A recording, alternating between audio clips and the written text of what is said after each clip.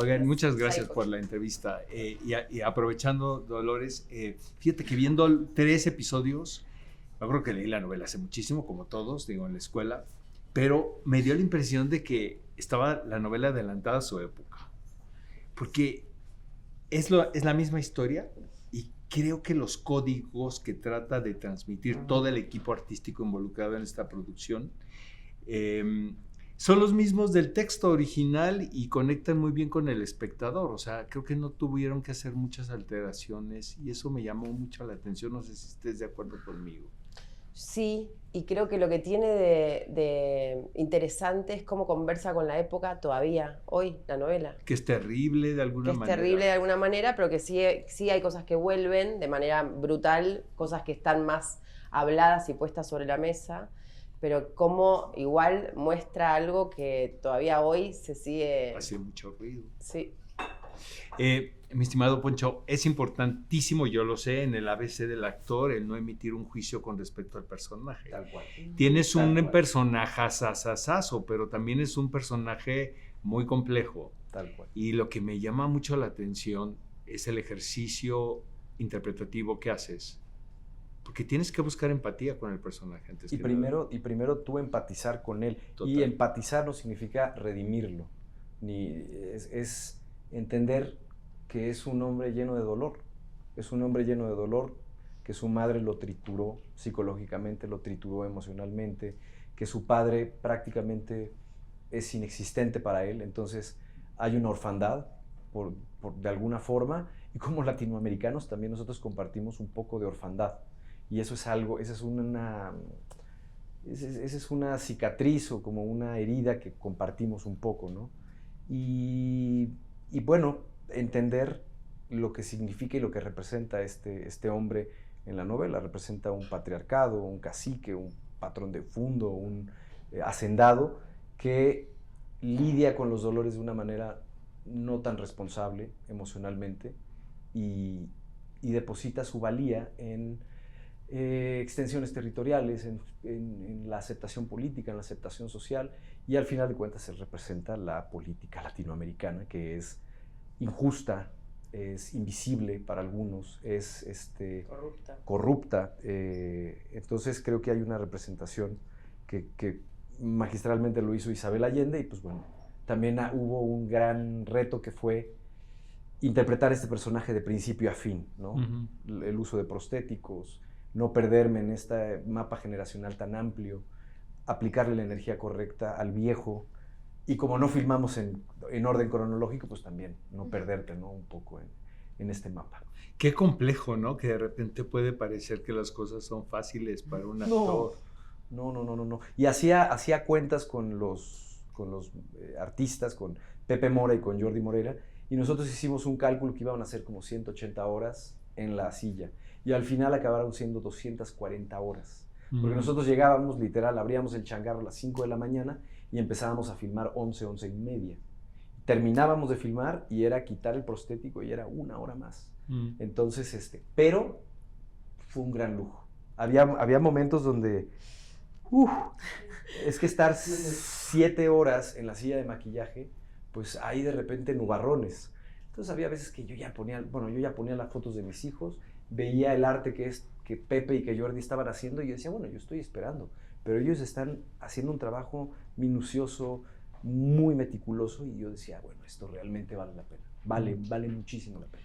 Nicole, estás muy jovencita, la verdad, es una niña, pero esta novela es escrita por una mujer y es una novela de mujeres en un momento donde no se hablaba mucho de esto, del pensamiento femenino y de la equidad, ¿no? Siento que personas como tú, jovencitas como tú, heredan parte de la lucha, ¿no? Me imagino que es muy inspirador para ti contar esta historia y lo haces espectacular en los 3 capítulos que vi. Gracias. ¿No? Sí, la verdad es que es un honor. Creo que de hecho creo que España fue de los primeros sitios donde la novela se publicó, porque en Chile no se censuró y no dejaban que... entonces creo que poder contar esta historia y hacerlo a través de este personaje es extremadamente especial. Creo que además Clara es un poco esa luz y esa esperanza de una mujer que hereda una seguridad y que sabe perfectamente su lugar en el mundo, que sabe los derechos que se merece, que sabe que hay que luchar para ellos, pero que también tiene el privilegio de pues, crecer en una casa y con una madre que le enseña. Yo he crecido en una casa muy parecida, entonces poder contar esta historia y que creo que por lo que tantas mujeres conectaron con Clara fue un poco ese lugar y esa luz que guía el camino, ¿no? Un poco hacia dónde se puede ir si no te callas y si cuentas tu historia y si lo haces de la manera más honesta y profunda, que es un poco lo que intentamos hacer con esta serie. Pero sí, ojalá muchas mujeres jóvenes vean la serie y puedan también aprender de dónde venimos, porque creo que si no tienes el privilegio de crecer en una casa donde te enseñen cuántas mujeres han tenido que luchar para que tú estés donde estás y tengas los derechos que tienes, creo que hay también muchas mujeres y hombres más jóvenes que dan muchas cosas por hecho, y que mi madre siempre me ha dicho que los derechos se consiguen durante 100 años y que te los pueden quitar en un día. Exacto. Y hay que recordárnoslo a veces. Fíjate que desde que leí la novela y ahora viendo los episodios, mi interpretación es de la sanación genética, ¿sabes? Total. Del compromiso que como seres humanos sí lo queremos, obviamente, el poder tratar de ser mejores personas partiendo de la familia, Sí. ¿no? Que lo puedes hacer por otro lado, pero lo que hace hermoso Isabel Allende es a partir de su clan, ¿no?